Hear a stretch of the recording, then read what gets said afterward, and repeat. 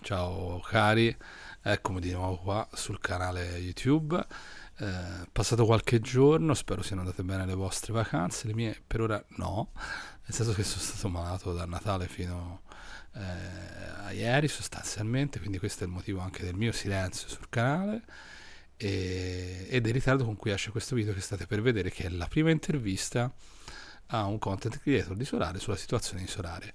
Ha una decina di giorni, quindi alcuni argomenti magari non saranno attualissimi, ma è attualissimo il contesto in cui è avvenuta, quindi insomma ecco a voi senza tanti discorsi. Ricordatevi, scusate, se vi piace il canale ovviamente cliccate sulla campanella così da essere aggiornati su tutti i video. Ricordatevi il mio Telegram favoloso, è in italiano, quindi questo è, insomma, ci sono tutti i ragazzi esperti dei vari campi oltre ovviamente a me.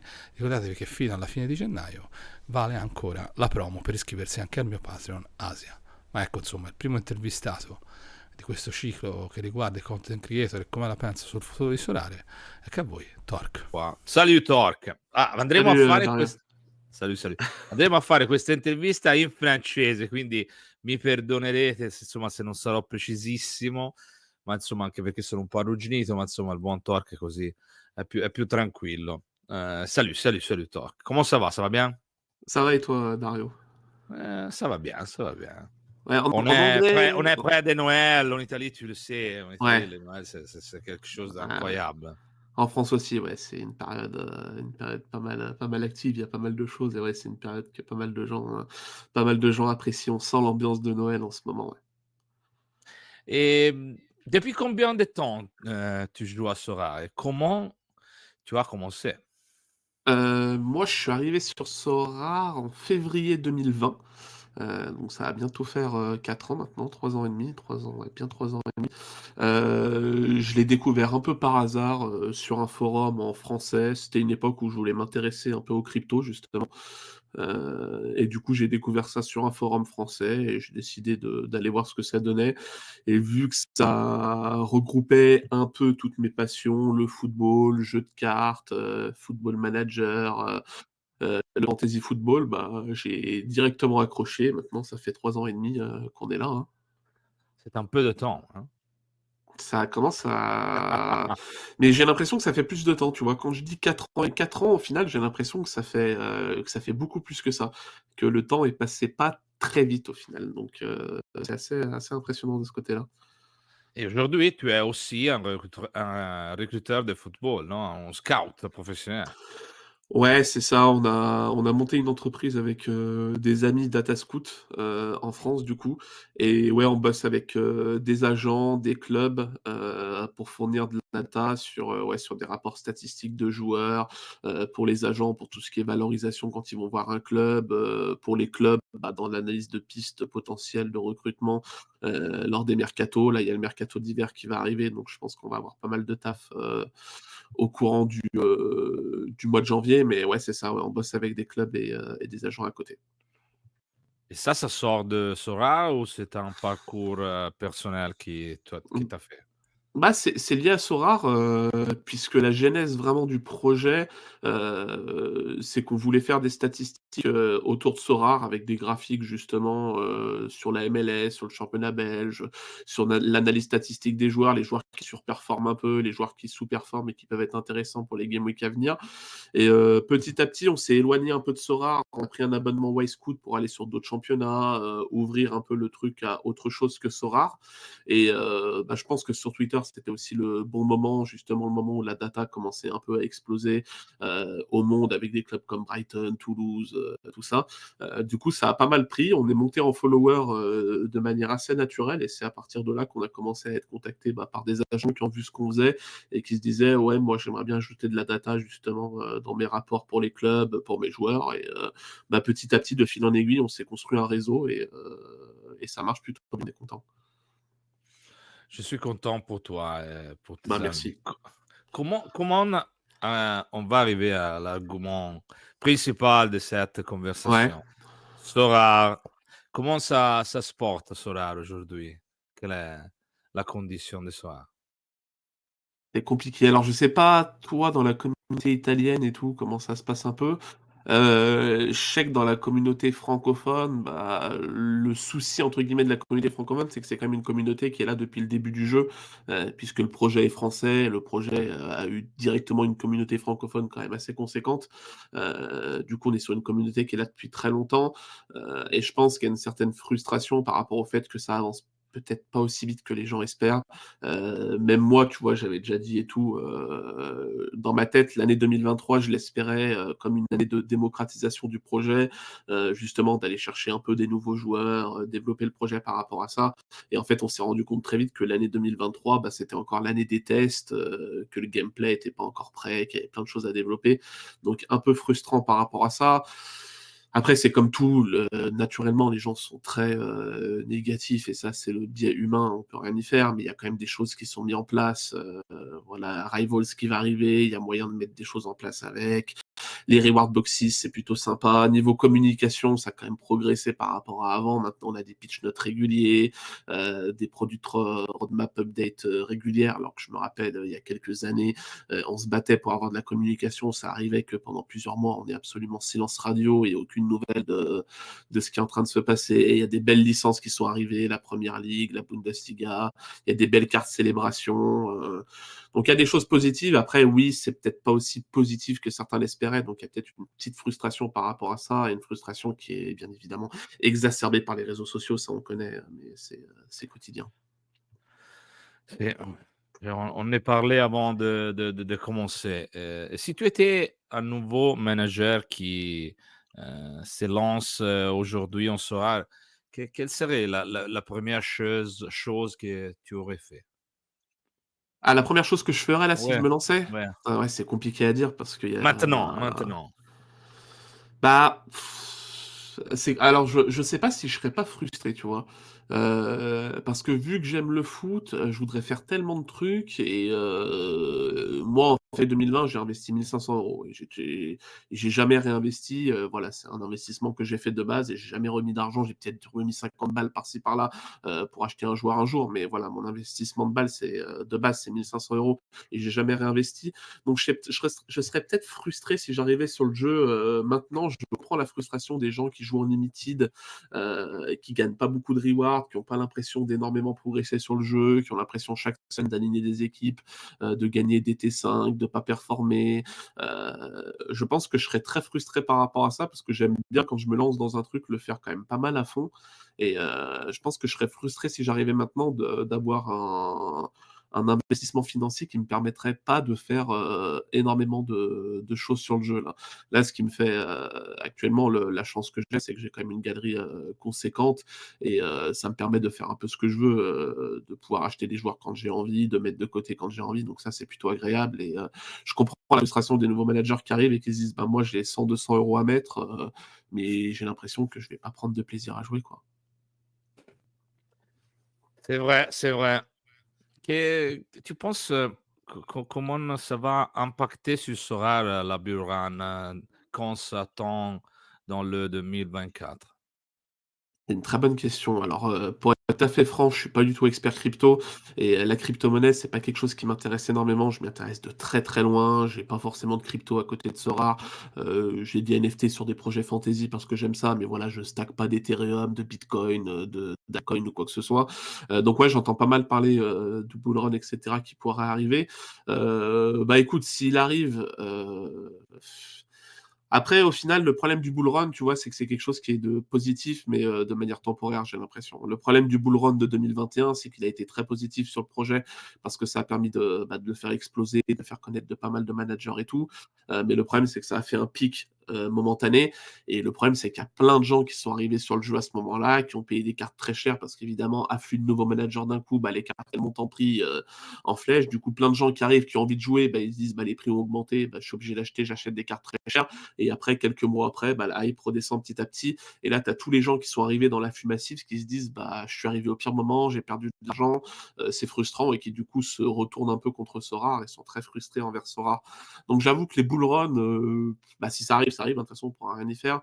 Mais moi, je préférerais, tu vois, une progression lente, classique, sans à-coups, qui génère plus de frustration plusieurs mois après. Si tu étais Nicolas Julien, Mmh. Que ferais-tu pour mettre fin à ces sentiments négatifs qu'on vit dans ce moment sur les réseaux sociaux, sur le même soir? C'est compliqué parce que je pense qu'ils traînent entre guillemets «quelques boulets». Je pense que signer la MLB et la NBA, c'était pas une bonne idée au final. On était tous très contents de les voir arriver sur le jeu parce que c'est des licences, qui drainent des millions et des millions d'euros et des millions de fans. Mais avec le recul, je pense que c'était pas une bonne idée de sécuriser les licences. Je pense qu'il aurait fallu se concentrer à 100 sur le football et développer déjà un produit football, quitte à arriver sur la NBA dans quelques années. Donc là, malheureusement, c'est un boulet qui est traîné et bah, on peut rien y faire, donc obligé de continuer avec. Après, je sais pas, qu'est-ce que je ferais? Hem, je sais pas, j'ai une impression, en fait, j'ai l'impression que chez Sorare, le recrutement est pas forcément, heu, celui qui devrait être fait pour une boîte comme Sorare qui se développe dans le fantasy football. Je l'ai déjà dit un peu publiquement, j'ai l'impression que Sorare recrute énormément sur le CV, des gens qui ont des enfin, qui ont des CV absolument astronomiques dans des grosses boîtes, Facebook, Uber, n'importe quoi, mais pas des gens qui sont passionnés du jeu, qui sont passionnés de fantasy et qui maîtrisent le fantasy sport. Donc en fait, il y a une certaine inertie où tu as l'impression que les employés sont rares, à part quelques-uns, tu as une rotation tous les 6 mois. Tu avais vu quelqu'un dans un podcast et tout, et tu as l'impression que 6 mois après, ah bah en fait, elle est partie. Alors, est-ce qu'elle est partie d'elle-même ou est-ce qu'elle a été forcée de partir? Ça, on ne sait pas. Mais en fait, on a l'impression qu'il y a une rotation constante dans les effectifs et que ça manque de gens qui connaissent le jeu, pas forcément des CV incroyables, mais qui par contre connaissent le jeu par cœur, connaissent le fantasy, connaissent le football et qui vont avoir une vision novatrice et qui vont peut-être apporter beaucoup. Moi, je sais que je préfère, je sais pas, quelqu'un qui maîtrise à mort le fantasy football plutôt que quelqu'un qui vient chez Facebook, qui vient de chez Facebook, qui a un CV monstrueux, mais quand il arrive chez Sorare, bah, au final, il comprend pas les enjeux, il sait pas quel est l'objectif majeur de Sorare et du coup, tu te perds à faire des trucs qui Ben, lui correspondent pas du heureusement, tout. les employés maintenant peuvent jouer au jeu. Ouais, c'est une évolution qui est Ça, importante et puis c'était je pense que incroyable. Ça, c'était incroyable. ouais, mais tu vois, pareil, il joue au jeu, mais tu vois l'imbroglio qu'il y a sur les DNP et les rewards là, Ouais. et qui fait, pas mal parler en ce moment, sur les réseaux, sur les podcasts, c'est le gros sujet du moment. Bah, ça, tu te demandes, moi je suis pas aussi négatif que tout le monde, voilà, les gens qui trashent et tout, je pense que ouais, il y a de toute façon dans toutes les grandes boîtes, il y a des ratés. Je veux dire, tu prends une boîte comme EA Sports qui fait FIFA, enfin UT maintenant et tout, il y a des problèmes de partout et donc c'est impossible de tout bien réussir. Ce qui est important, c'est de rectifier le tir. Mais ce que je trouve un peu bizarre, c'est que je sais pas, c'est quelque chose qui était quand même prévisible. Je veux dire, si tu fais ton produit, tu savais que ça allait arriver. Et il y a toujours cette impression qu'il y a des choses qui sont mises en place et qu'en fait 2 semaines après, il y a le retour de la communauté, il y a le déclic dans la tête de Soir qui se dit: «Ah mais merde, en fait ça a déclenché ça», alors qu'on s'y attendait pas du tout. Alors qu'honnêtement, si tu as des gens dans ton équipe qui maîtrisent un peu Ouais. le jeu, qui Pourquoi? maîtrisent la Pourquoi, communauté, Torque? Pourquoi, Torque? Penses-tu qu'il y a beaucoup de fois ces sentiments négatifs après une nouveauté? Qu'est-ce que les gens réellement s'attendent de ça? bah, par rapport aux rewards et tout, je pense qu'il y a le retour, en fait, le retour négatif, je pense qu'il est pas tant sur le fait que ce soit raté, sur le fait que c'est tellement, en fait, c'est des choses qui sont tellement prévisibles. En fait, je pense que ce qui frustre les gens, c'est qu'ils mettent quelque chose en place. Pendant 2 semaines, tu as des retours de la communauté qui sont négatifs et après 2 semaines, il y a cette prise de conscience de se dire: «Ah bah, en fait, on s'est raté, c'était pas ça qu'on devait faire», et du coup, là, c'est en tant qu'user, tu te dis: «Mais enfin, je sais pas si tu as des gens dans l'entreprise qui connaissent bien le produit et tout, c'est quelque chose que tu peux anticiper, quoi». Je veux dire qu'il y ait des bugs, des choses comme ça, enfin, je pense que tout le monde peut le comprendre, mais à chaque fois, ouais, il y a des décisions qui sont, en fait, tu as l'impression qu'ils prennent des décisions et qu'ils n'arrivent pas à se projeter sur l'impact que va avoir les décisions sur la communauté, sur leurs produits, et c'est ça qui est très frustrant. Du coup, tu donnes l'impression de pas du tout maîtriser ce que tu fais, de lancer des trucs un peu à l'emporte-pièce en production, et je pense que ça frustre énormément de gens.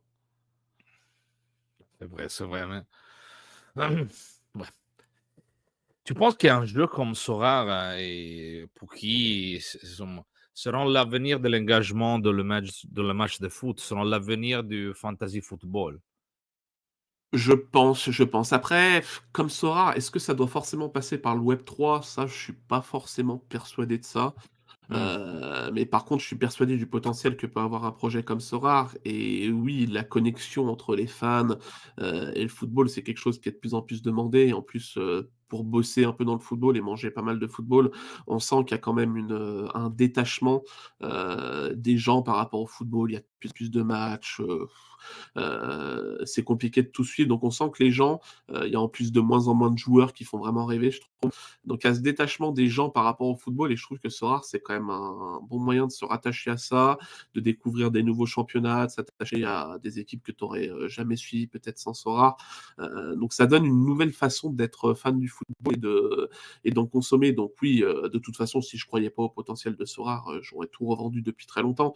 Donc oui, Ouais. je suis persuadé qu'il y a un Moi potentiel de aussi, fou. moi aussi, moi aussi, moi aussi. Je pense qu'on est tous d'accord là-dessus, de toute façon. Si on n'était pas persuadé du potentiel, on n'aurait plus rien à faire là et on ferait autre chose. Hein. On espère qu'ils vont résoudre les problèmes avec C'est ça. la K-League. J'espère. On est bien d'accord. Moi, amoureux de la K-League aussi, j'aime beaucoup. Et ouais, on a une communauté francophone qui est pas mal impliquée aussi sur la K-League. Et ouais, je sais que ça a généré énormément de frustration. Et j'espère qu'ils vont trouver le moyen de régler le souci et que tout le monde pourra jouer avec ses cartes de K-League en prenant le même plaisir que les autres parce que c'est important. Ouais. Maintenant, qu'est-ce qu'on va dire? Qu'est-ce qu'on va dire au manager de Sorare maintenant pour ne pas avoir ce sentiment négatif? Qu'est-ce qu'on peut faire, Torque? Bah déjà, je pense que la première chose, c'est d'être à l'aise avec son investissement. Après, le problème, en fait, c'est que j'ai l'impression que les gens négatifs, c'est pas des nouveaux managers. Parce Non, que les nouveaux c'est ça. managers, ils rentrent sur un jeu où les prix sont largement abordables, ils savent dans quoi ils mettent les pieds, ils savent qu'il y a de la concurrence et au final, ils payent leur carte pas très cher, entre guillemets. Je pense que la frustration, en fait, elle émane d'anciens managers et c'est très compliqué à régler parce que c'est des gens qui ont perdu de l'argent pour pas mal, qui sont frustrés par rapport à ça et c'est normal, je peux tout à fait le comprendre. Mais le problème, c'est que je pense que ces gens-là ne retrouveront jamais leur argent. Donc, Non. je pense que ces gens-là seront frustrés et ce sera impossible d'effacer cette frustration. Donc, le meilleur moyen, moi, en fait, ce que j'essaie de dire aux gens et tout, pareil, quand je stream et qu'il y a des gens qui sont un peu négatifs, c'est que je comprends ce sentiment-là. Je pense que c'est un sentiment humain et de toute façon, j'ai pas connu ce qu'ils ont connu sur Sora. Donc, c'est compliqué de juger. Mais je pense qu'il faut arriver à se dire, bah, le prix d'achat des cartes, il faut arriver à l'oublier et se dire, Sorare, ça commence maintenant. Je joue avec ma galerie, j'ai perdu de l'argent. Cet argent, je le retrouverai jamais. Je pense qu'il faut arriver à se le dire. Il y a des gens qui rêvent de remonter des prix, de pics pour retrouver leur argent, mais je pense que ça n'arrivera jamais.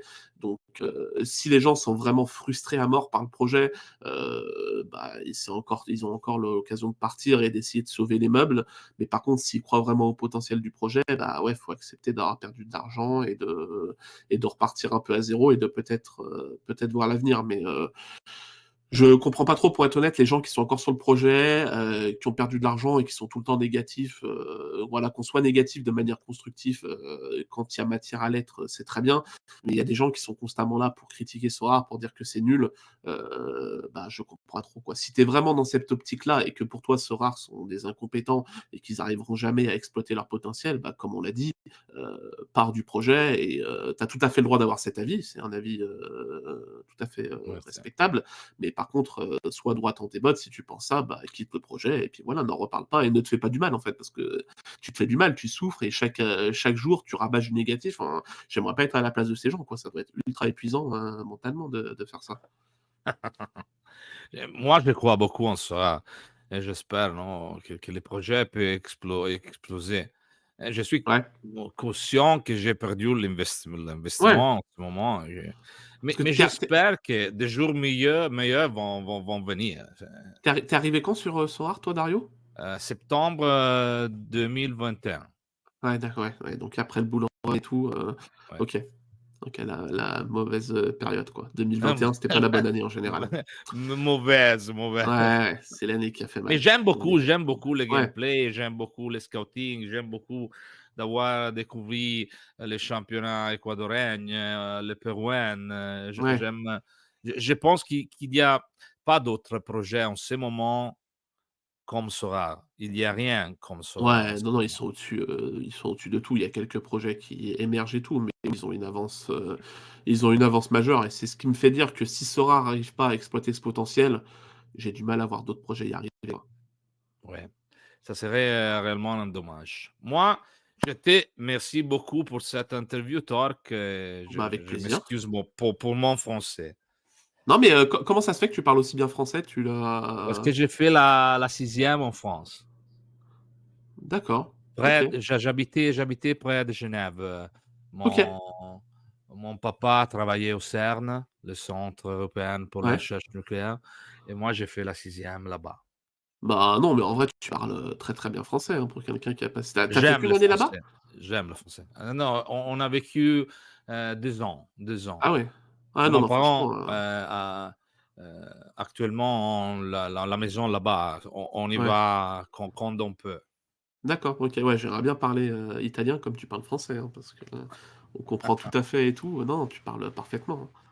Alors comprendre 100%, c'est, Ouais, les mots qui me manquent, les mots. ouais, ouais, le vocabulaire, certains mots un peu compliqués, c'est le problème des langues étrangères. Merci Torque, Bah, merci. merci à toi Dario. Bye À la bye. prochaine. Bye. Ciao. Torca ha raccontato un sacco di cose interessanti, spero che vi sia piaciuta e se vi è piaciuta lasciate un mi piace, cliccate sulla campanella, iscrivetevi al Telegram, ricordatevi la provo nel Patreon e insomma sperando che la salute d'ora in poi regga, ci vediamo già nei prossimi giorni per nuovi incredibili video qui sul mio canale. Ciao ciao e buon solare a tutte e tutti.